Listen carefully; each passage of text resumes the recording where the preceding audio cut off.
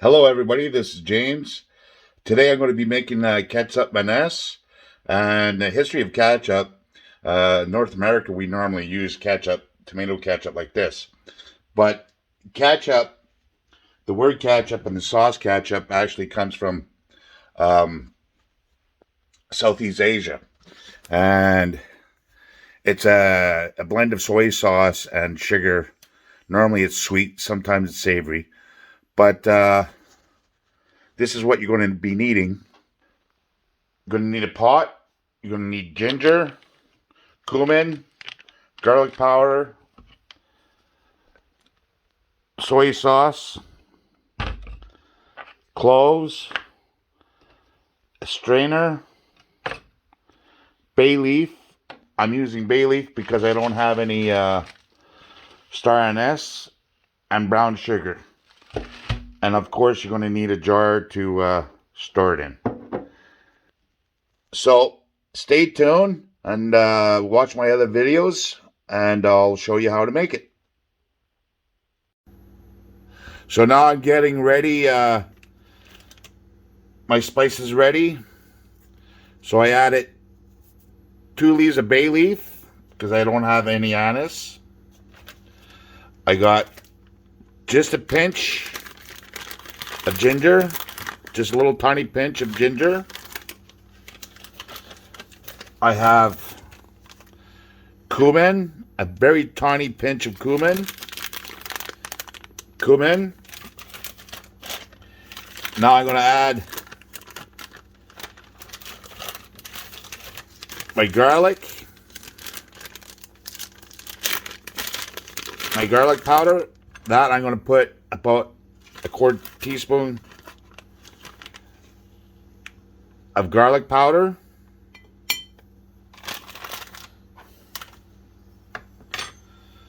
And a little bit of clove, not much. Cloves are very strong, so I'm just going to tap, tap, tap. That's it. Now for the brown sugar, it's a little dry. So what I'm going to do is I'm going to measure out 2 cups, put it in the microwave to soften it up. Then I'll see exactly how much I have. Now to find out how much brown sugar I'm going to need, I'm going to take a cup and I'm going to measure up my soy sauce first. So I'm going to take my soy sauce. I use China Lily. And because you're going to need a little bit more, equal amounts of soy sauce to sugar, with a little bit more sugar than soy sauce. So it's 1 cup.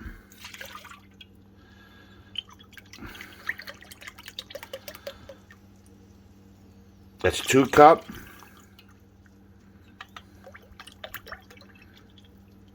About 2 cups and 3/4. So I'm going to need 3 cups of sugar.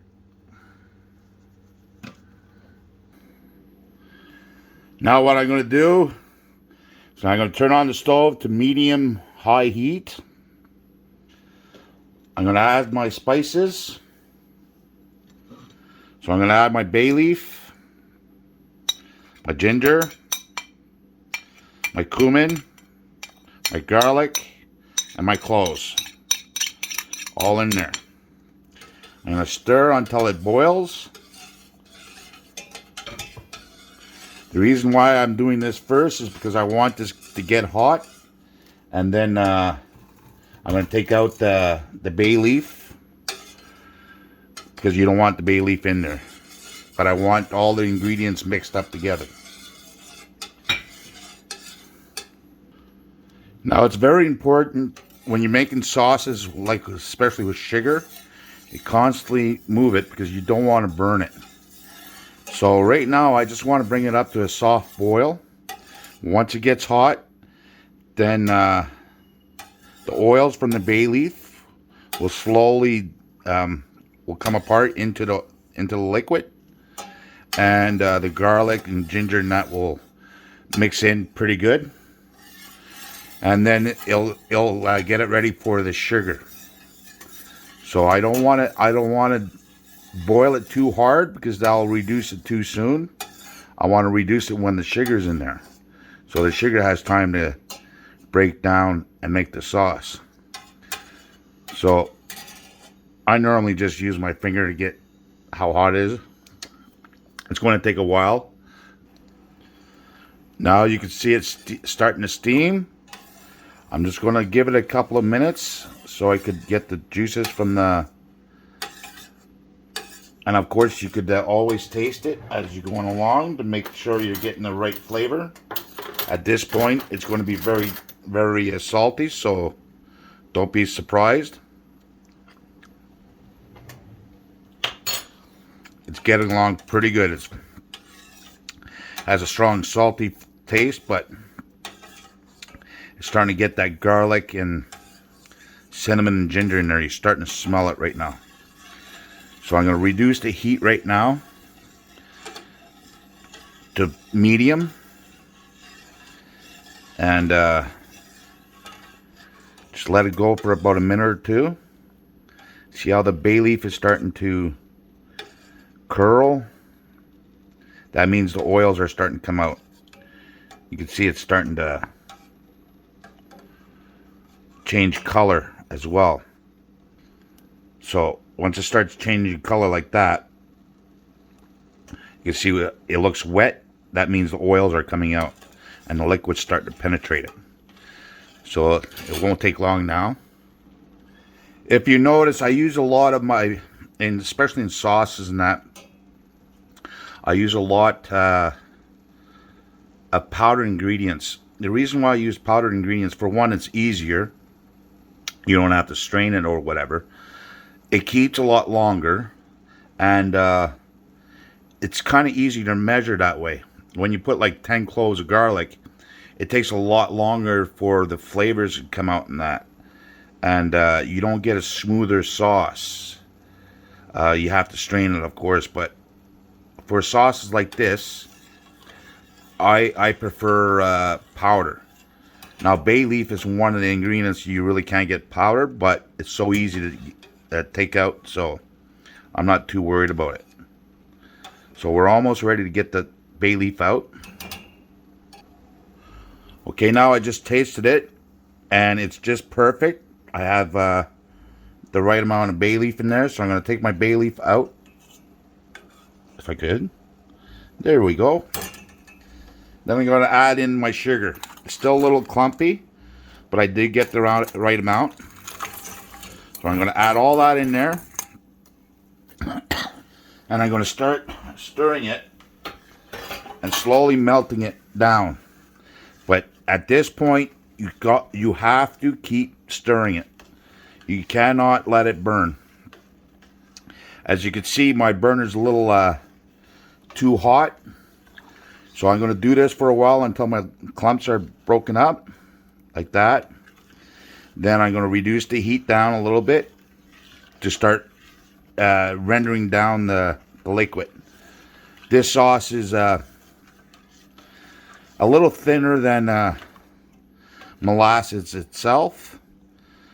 So that's how thick I want it to be once it goes into the jar. Now all the clumps are gone. I'm going to reduce the heat just a little bit. And I'm going to continue cooking this until I got a right consistency. So you might be wondering what to use this on. Because it's a sweet soy sauce, you could use it on pretty much anything. Your stir fries, you add this to your stir fries and it'll liven it up, I'm telling you.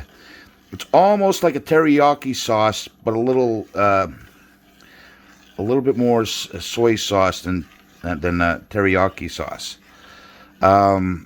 Yeah, this Indonesia, they put it on everything. They put on their rice, they put it on their vegetables.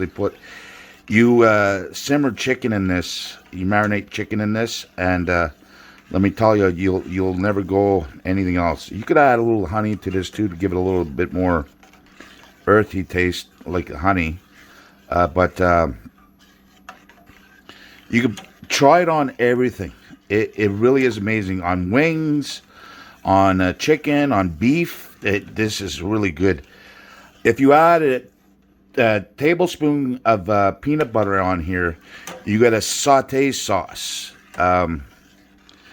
which is one of the famous dishes in Indonesia. Sauté chicken, sauté beef, and that. It's kind of like barbecue. Barbecue kebab chicken and beef with this sauce on it with peanut butter. It has to have peanut butter on it, kind of like a Thai sauce. And let me tell you, it's so amazing. You have that sweetness and sugary and nutty flavor. It's not overwhelming. It all balances out, and it's just wonderful. So give it a try. And all this cost me what? $3 to make. Pretty much a jar full. So it's still a little thin. See how it just comes off the spoon? I'll show you here in a minute. See how it doesn't coat the spoon yet? I just want to start to coat the spoon. That'll be fine. It's a syrup, more like a syrup than anything else. This whole process takes about 20 minutes. Once you start heating it up, it reduce the water out of it, the content of the water. It takes about 20 minutes. So don't worry, this is a timely matter, but this sauce will serve you, if you use it quite a bit, it'll serve you for at least a week or two. If you don't use it as well, it'll last for, in the fridge, it'll last for 3-4 months easy. Up to 6 months. So don't worry, it has lots of salt in it, that's why, and sugar. So it doesn't spoil easy. I enjoy doing this because it's almost getting there. I enjoy doing this because I know what's going into my diet. I know I eat a lot, but at least I eat healthy, or I try to. And I eat as little processed food as I can, because I don't like the chemicals, right? So this is one good way to reduce your chemical intake, is to know the ingredients going in. Now it's almost done. So I'm going to add the final ingredient, and that's just plain old black pepper. I'm just going to give it a couple of shakes. That's it. What it does is it kind of balances out the flavor. And the reason why I put it on at the end is because pepper is such a strong flavor that I don't want it overpowering the sauce. And the longer you cook the pepper, the more oils will come. So that will happen when I boil it, when I bottle it. The pepper flavor will start to come out a little bit more. So, as you can see, it's starting to coat my spoon. What I mean coat is starting to stick to the spoon. I'm going to pour it like that. So it's almost there. Remember, it will thicken up in the jar. So I don't want to reduce it too much. Just enough to get it thick enough to be Ketchup manas. As you can see, it's starting to stick to the sides of the pot. That's not a problem. So if you take just a little bit and you blow on the spoon, you can see it's starting to thick up, right? So starting to coat the spoon like that. See how it sticks to the spoon? Now I'm going to give it an extra minute or two on high heat, just to reduce it a little bit more. Okay, now, see how silky smooth that is? And you can see it's starting to stick to the spoon really good. So now is a good time to taste it. Be careful, it's very hot. Bismillah.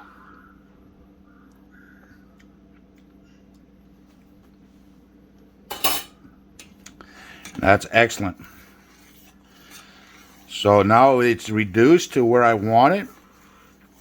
I'm going to turn off the heat, and I'm just going to stir it a little bit, leave it cool down to just about room temperature, so I could put it in the jar.